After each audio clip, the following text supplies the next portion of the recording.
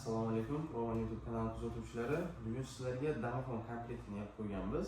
Ushbu komplektimizni atiga 2 million 100 ming so'm evaziga xarid qilishingiz mumkin bo'ladi. Endi bu komplektimizga nimalar kiradi?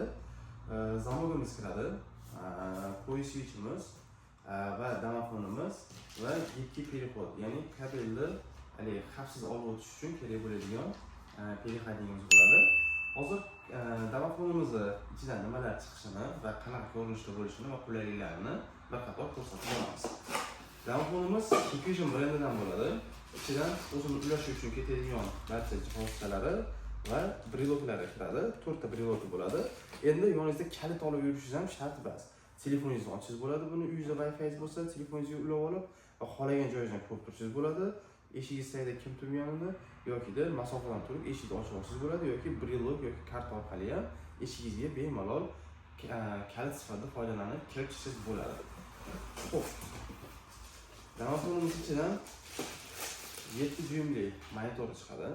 Ko'rib turganingizdek, bu bemalol oddiy xonadon uchun bemalol yetarli bo'ladi. Va vizumli panelimiz 2 megapikselda bo'ladi. NFC da podдержка qiladi. Bemalol masofadan turib gaplashsangiz bo'ladi. Suvga, issiqqa, changga bemalol chidamli bo'ladi. Va ikkovini ham o'rnash uchun ketadigan kranchkenlar chiqadi. Monitorda va vizumli panelda qo'yish uchun.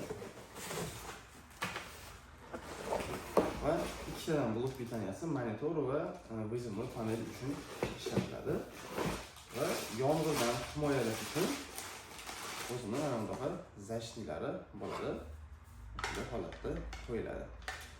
Ushbu komplektimizga 1 yil garantiya beramiz. Komplektimiz aytganimizdek 2 million 100 ming so'm evaziga xarid qilishingiz mumkin bo'ladi.